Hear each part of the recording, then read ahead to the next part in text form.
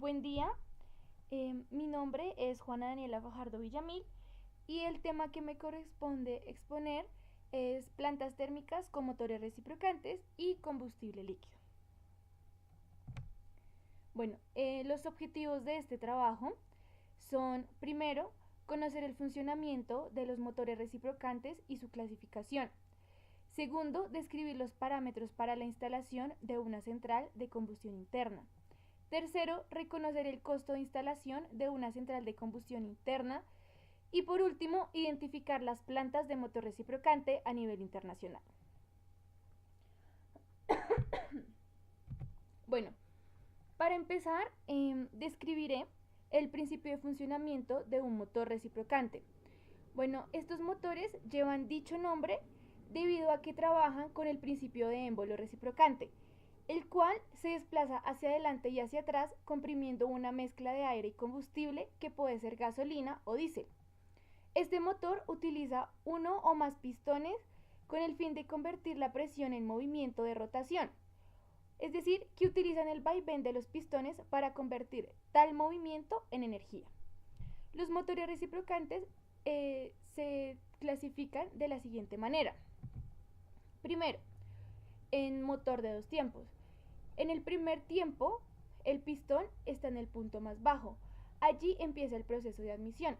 La mezcla aire-combustible pasa hacia el cilindro por la lumbrera de admisión. Una vez aspirada, el pistón asciende mientras comprime la mezcla. En el segundo tiempo, el pistón está en el punto más alto. La bujía hace saltar una chispa que enciende la mezcla, lo que incrementa la presión en el cilindro y lo desplaza hacia abajo. Bueno, la siguiente clasificación es el motor de cuatro tiempos. En el primer tiempo, llamado admisión, pues es el momento en el que la válvula de admisión se abre y se aspira la mezcla. En el segundo tiempo, la válvula se cierra y el pistón empieza a ascender comprimiendo la mezcla. En el tercer tiempo, la bujía hace saltar una chispa y enciende la mezcla, aumentando la presión en el cilindro, haciéndolo descender el pistón hacia el punto más bajo. En el cuarto y último tiempo es cuando el pistón llega al punto más bajo, se abre la válvula de escape y el pistón empieza a ascender empujando los gases hacia el exterior. El siguiente es el ciclo diésel cuatro tiempos. En el primer tiempo el pistón está en el punto más alto.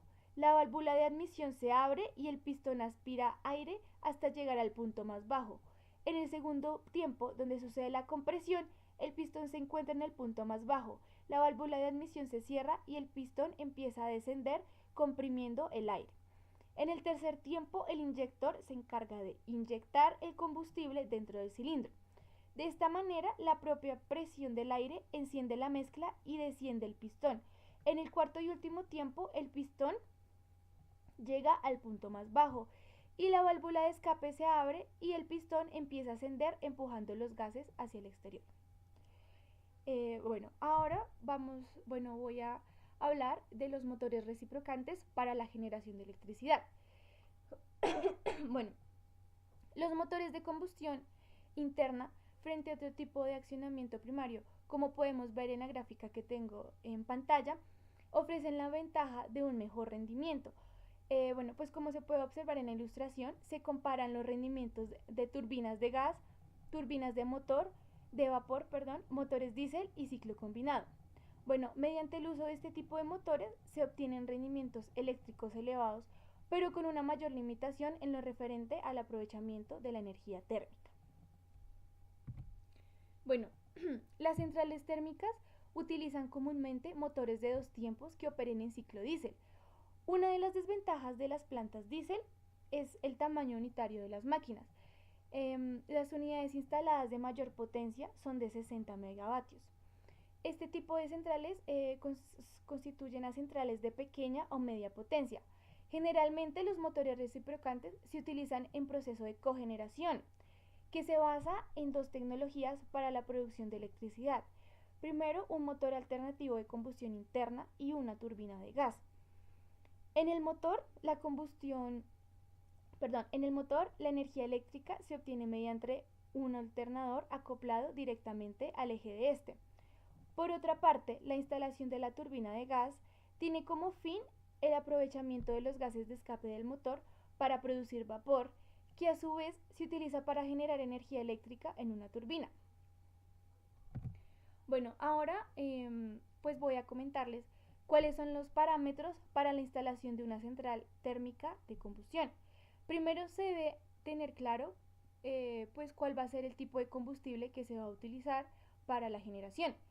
Las centrales térmicas de este tipo utilizan como combustible diésel, biodiesel y fuel oil. En algunos casos, pues la combinación del diésel y este último. Bueno, segundo están los parámetros de suelo y topografía. Allí se deben efectuar estudios de sitio del proyecto requeridos para la ingeniería de detalle, como lo son estudios hidrológicos, topográficos, geofísicos, geológicos, de mecánica de suelos, perdón, y de materiales para agregados de concreto y rellenos, con objeto de determinar los parámetros para diseño de las excavaciones. Luego están los parámetros climatológicos de diseño.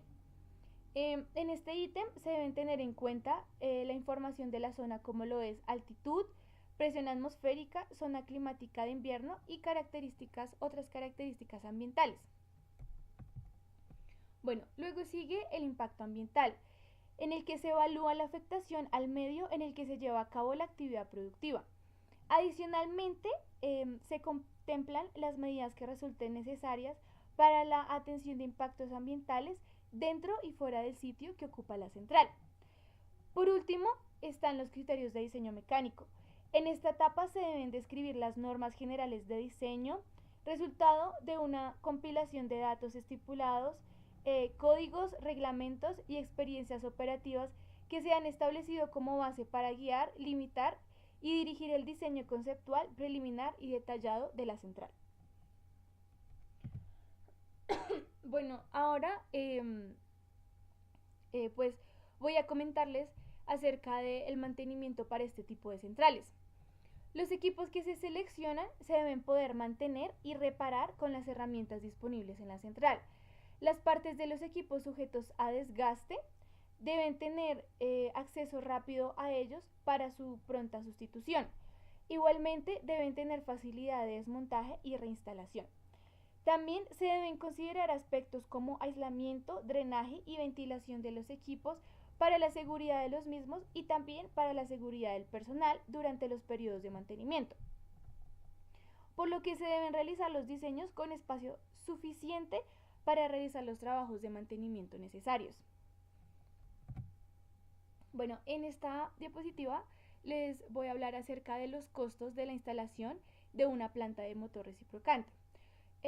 Bueno, para saber los costos de este tipo de plantas se deben tener en cuenta diferentes factores, como lo son el precio del combustible, pues depende del que se seleccione, el aceite lubricante, los costes de operación y mantenimiento, el consumo del combustible, depende del que sea, el consumo de aceite lubricante, las horas de funcionamiento de la planta, el factor de carga, los kilovatios hora producidos al año, entre pues muchos otros más. Pero si se quiere establecer como productor independiente, se tienen que considerar todos los gastos inherentes a los estudios previos de la legislación del país en el que se vaya a instalar, como lo son garantías de cobro, establecimiento de los contratos de suministro de combustible, financiación, terrenos y otros costes de desarrollo, que aproximadamente pueden llegar a alcanzar un 30% de los costes considerados para la construcción de la planta. Por ejemplo, pues para una planta de 96 megavatios de capacidad, la inversión es de 101 millones de dólares aproximadamente. Bueno, por último, pues las conclusiones de este trabajo son: primero, el reto para las máquinas de combustión interna está en trabajar con combustibles que puedan mantener unos niveles de emisión de contaminantes a la atmósfera reducidos. Segundo, los motores diésel de 2 tiempos son más comúnmente utilizados en la generación de electricidad debido a que son mucho más livianos, sencillos y económicos que los de 4 tiempos. Su mantenimiento es mucho más sencillo y pueden trabajar en cualquier posición, ya que no precisan almacenar lubricante en el cárter. Por último, los sistemas que utilizan este tipo de motores presentan una mayor flexibilidad de funcionamiento, lo que permite responder de manera casi inmediata a las variaciones de potencia sin que esa situación conlleve a un gran incremento en el consumo específico de combustible. Bueno, eso es todo por esta presentación. Espero que esta información pues les sirva y haya sido de su agrado esta presentación y muchas gracias.